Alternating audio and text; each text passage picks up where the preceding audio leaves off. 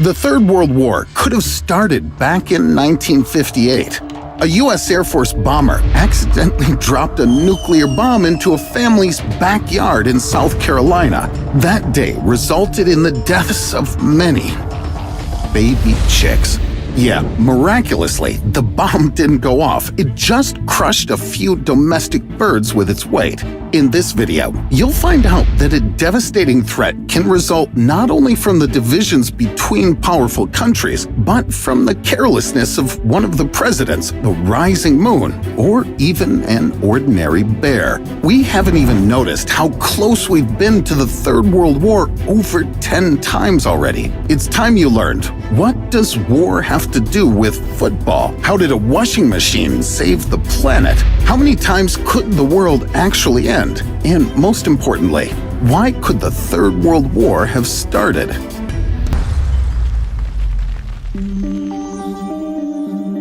The security system that could protect us from a large-scale military conflict is far from perfect, because the trigger that activates a mechanism capable of blowing entire cities off the map can be found in such a seemingly inconspicuous handbag. That's a briefcase with a well-known red button, one of the most highly classified devices in the world, which is, meanwhile, scarcely ever out of our sight.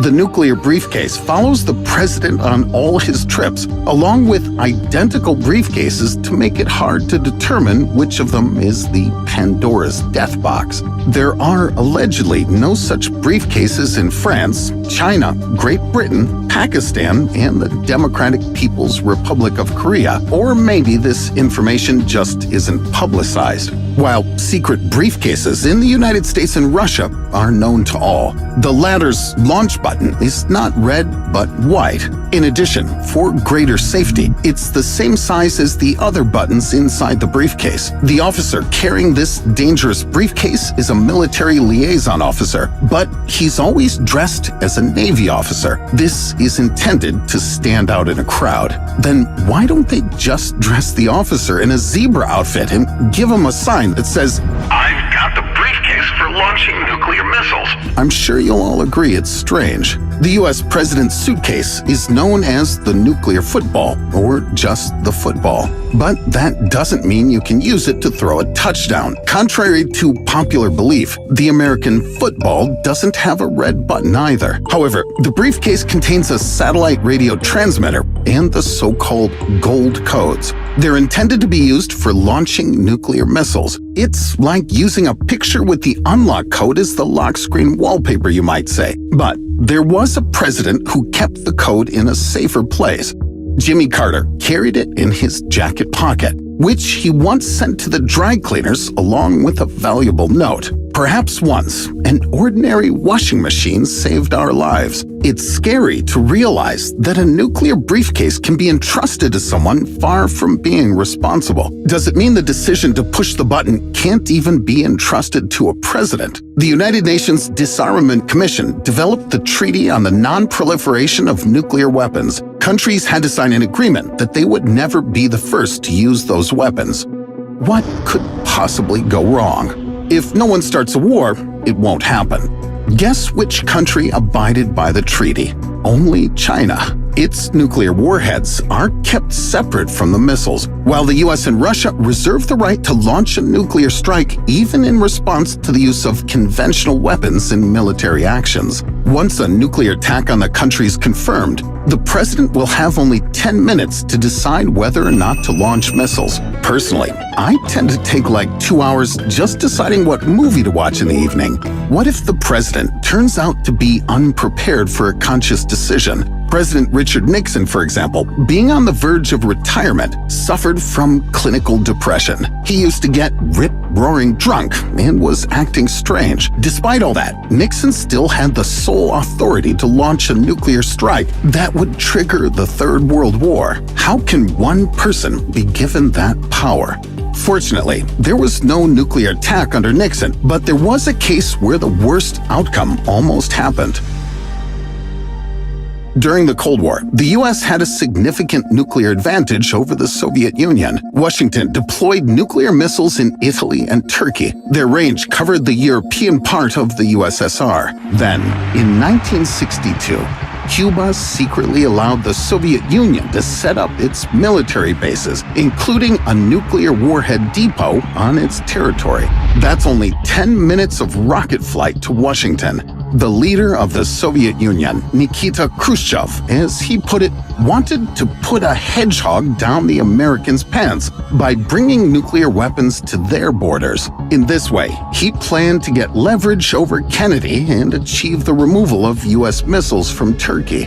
A Lockheed U-2, an American spy plane, quickly discovered a secret nuclear base. Then the military offered Kennedy to start bombing Cuba. But President Kennedy decided to start with a naval blockade of Cuba. In response, the Soviet military shot down an American surveillance aircraft, a Lockheed U-2. And that could trigger the Third World War, because then a Soviet submarine was bombarded by U.S. depth charges. However, the Americans didn't know there was a torpedo with a nuclear warhead on the sub. Given that there was no communication with Moscow on the submarine, its commander decided that the war had already started and almost fired a nuclear torpedo.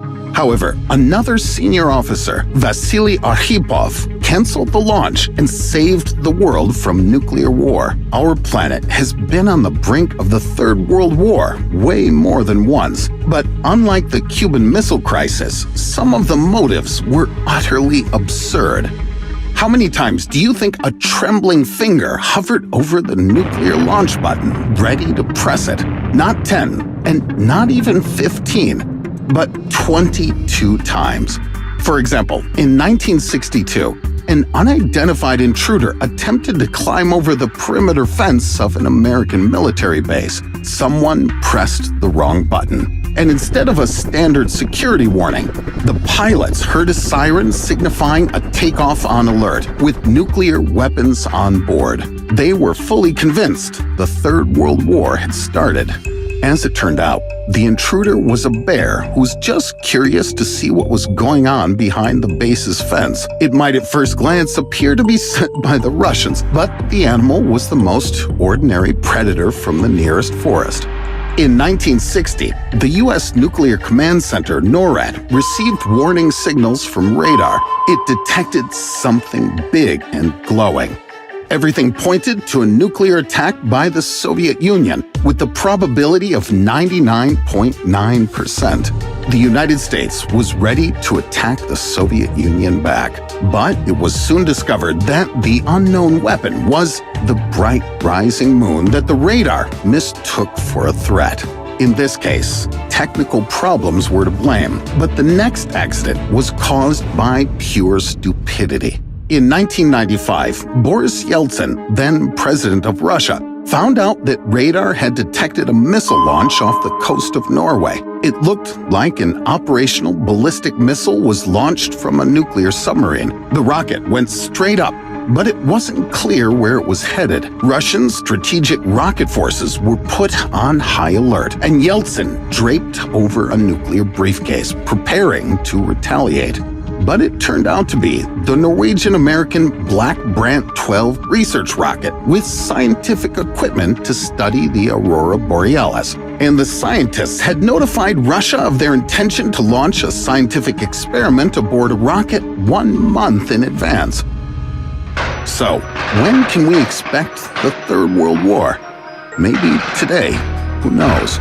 These days, there are several ongoing military conflicts on the planet that could spin out of control at any moment. A global military conflict could start with fighting for the island of Taiwan claimed by China, Kashmir, which is a contested region between India and China, the Strait of Hormuz, which is located within the territorial waters of Iran and the United Arab Emirates, as well as a mutual nuclear missile bombardment between North Korea and the United States. Where do you think is the safest and most peaceful place on Earth? Mention it in the comments so I know which country I should buy a ticket to.